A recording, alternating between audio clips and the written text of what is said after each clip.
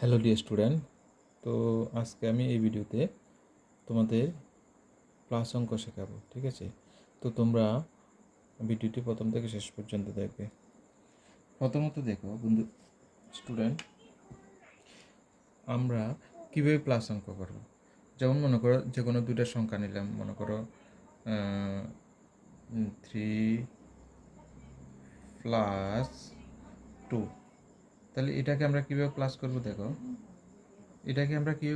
দেখো। আমরা প্রথমে দেখো এখানে 3 আছে না, এখানে তিনটা দাগ, 3 মানে তিনটা আমরা দাগ টানবো, 1 2 3, আর এখানে নিচে কত আছে 2, তাহলে আমরা এখানে দুইটা দাগ দেব। তাহলে দেখো এখানে কত হলো 1 2 3 4 5। আবার বলছি 1 2 3 4 5, তার মানে এখানে কত হবে 5, এটার আনসারে কত হবে 5। এরপর আরেকটা অঙ্ক, মনে করো 8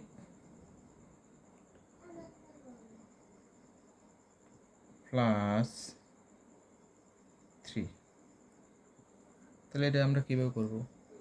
তাহলে আমরা প্রথমে দেখো এখানে 8 আছে মানে কত, 8টা দাগ দেব, 1 2 3 4 5 6 7 8, আর নিচে 3 আছে মানে 1 2 3, তাহলে 1 2 3 4 5 6 7 8 9 10 11, তার মানে এখানে কত হবে 11।